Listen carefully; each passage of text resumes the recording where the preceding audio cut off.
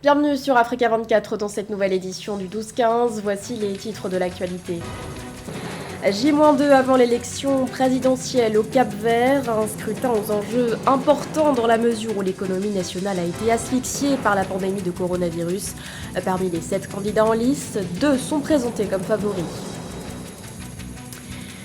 Elle a fait danser le monde entier avec son tube Jérusalema. Dans le cadre de sa tournée mondiale, Nomcebo Zikode était à Miami, aux États-Unis, où elle a été reçue avec honneur. Les autorités lui ont remis de façon symbolique les clés de la ville.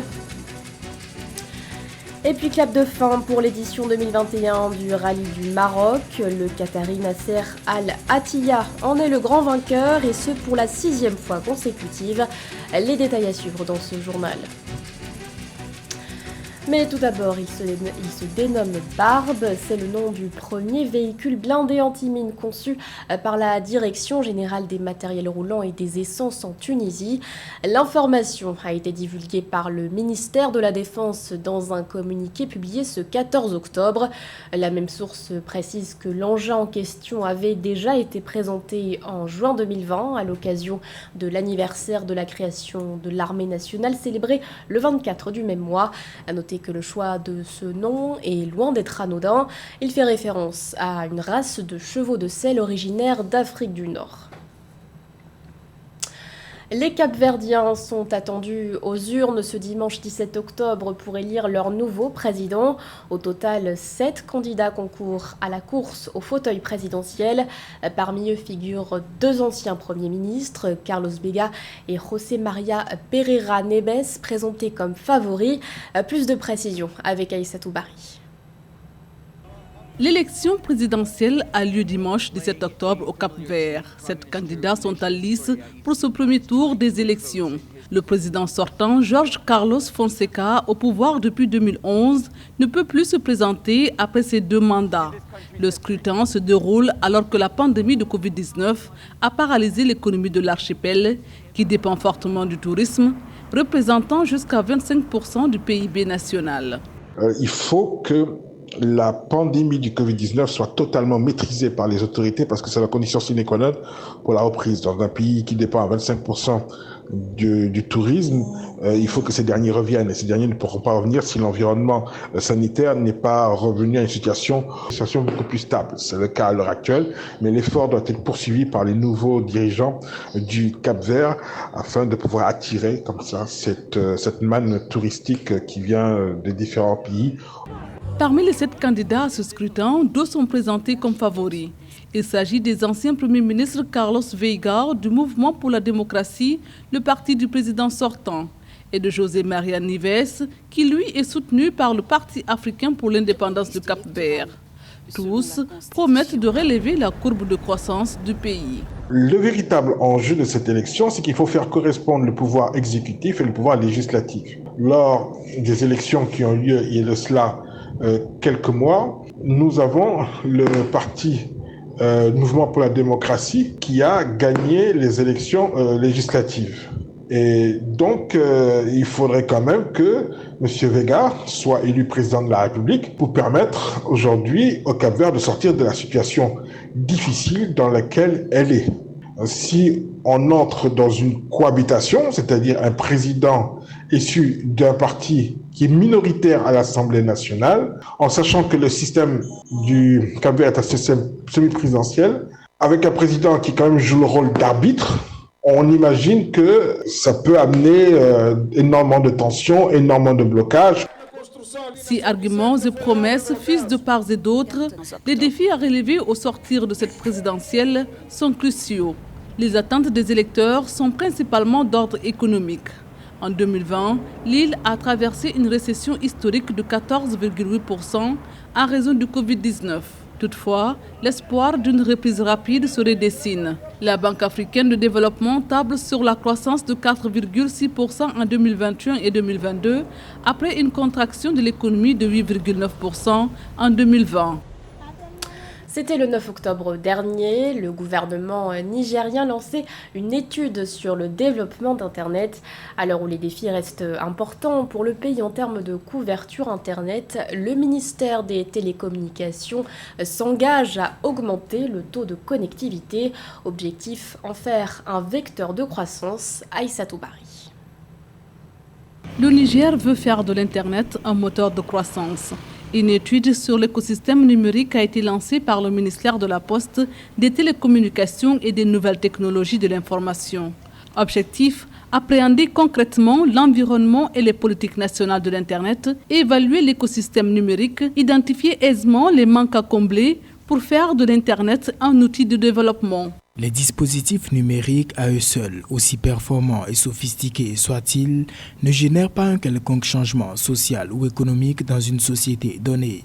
Ils doivent s'insérer dans la vie sociale des citoyens à travers une interaction efficace avec leur environnement socio-culturel. Au cours des 3 dernières années, le taux de pénétration d'Internet a sensiblement augmenté au Niger. Il avoisine les 30%. Bien que des millions de Nigériens aient déjà accès à Internet, de nombreux défis demeurent encore à relever aussi bien en matière de couverture que de compétences et de politique selon les autorités. Plusieurs études des institutions internationales ont mis en évidence les retards, voire les contre-performances du pays dans le domaine du numérique. Une contre-performance qui serait imputable, entre autres, à l'absence de stratégie nationale efficace dans ce domaine et qui n'est pas sans conséquence pour l'économie du pays puisqu'elle limite son potentiel de croissance. Toutefois, la donne peut changer. Pour cela, il incombe au gouvernement et aux opérateurs téléphoniques du pays de mobiliser davantage de moyens afin de fournir une connectivité de très haut niveau, non seulement sur le plan de la performance, mais aussi en termes de couverture et de qualité, pour mieux répondre aux défis de l'hyperconnectivité mobile et du développement économique du pays. L'étude sur l'universalité de l'Internet au Niger vise également à appréhender concrètement l'environnement et les politiques nationales de l'Internet.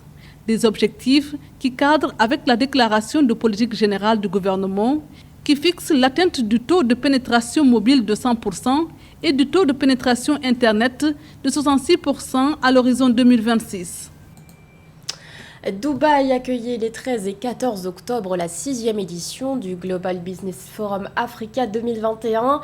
Cet événement placé sous le thème « La transformation par le commerce » était centré sur la relance post-Covid des économies africaines avec la mise en œuvre de la ZLECAf. Un événement auquel a pris part le président rwandais Paul Kagame, qui est notamment revenu sur la création de l'Agence africaine du médicament, Corignoni. Dans sa dynamique de développement, l'Afrique diversifie ses partenaires et accède à de nouveaux financements des pays émergents et pétroliers. Le volume des échanges entre le continent et les Émirats arabes unis a atteint en 2018 161 milliards de dollars, selon le ministère de l'économie de cet État fédéral. Cette tendance est soutenue par les initiatives pour le renforcement de la coopération économique et commerciale. Dans ce sens, la 6e édition du Global Business Forum examine de près les réponses de l'Afrique aux défis actuels, en particulier ceux présentés par la COVID-19 et l'impact des relations entre ces deux communautés sur la période post-pandémie. Nous avons la responsabilité, au milieu de toutes ces perturbations, de maximiser les forces et les atouts de l'Afrique. Nous devons également nous efforcer de saisir les nouvelles opportunités qui ont été générées pour travailler avec des partenaires afin de construire un avenir plus prospère et plus coopératif pour nous tous.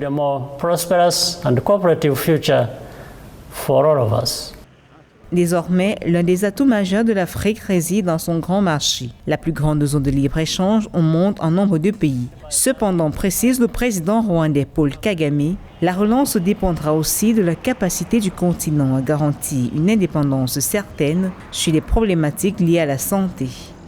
La semaine dernière, la 15e ratification du traité de l'Agence africaine du médicament a été déposée auprès de l'Union africaine et le traité entrera donc en vigueur le mois prochain. La création de cet organe changera la donne pour la capacité de l'Afrique à produire des vaccins et des médicaments de haute qualité pour notre continent.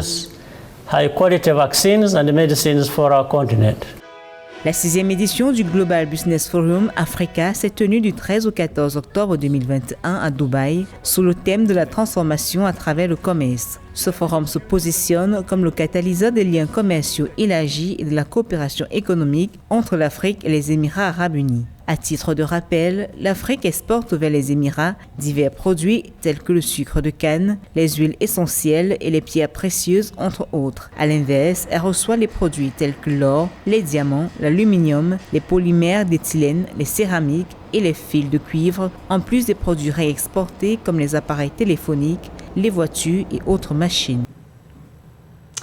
L'actualité, c'est aussi une date pour la réouverture des frontières aériennes à Madagascar. La reprise du trafic aérien se fera en 2 étapes. À partir du 23 octobre, les vols domestiques et régionaux seront de nouveau autorisés. Quant aux vols long courrier en provenance d'Europe, ils pourront reprendre à partir du 6 novembre prochain. Des mesures décidées ce mercredi en Conseil des ministres. Mais qui dit réouverture des frontières dit aussi contraintes sanitaires. Les passagers devront à l'arrivée effectuer un test PCR facturé à 25 €. Autre contrainte, la fréquence des vols entrants ne sera plus la même, conformément aux recommandations énoncées par l'Organisation de l'aviation civile internationale.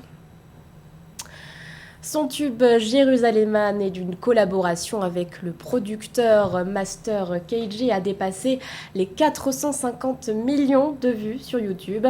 La chanteuse sud-africaine Nomcebo Zikode a reçu les honneurs de Miami aux États-Unis. Alors qu'elle est en tournée, les autorités lui ont remis symboliquement les clés de la ville. Joël Ballot.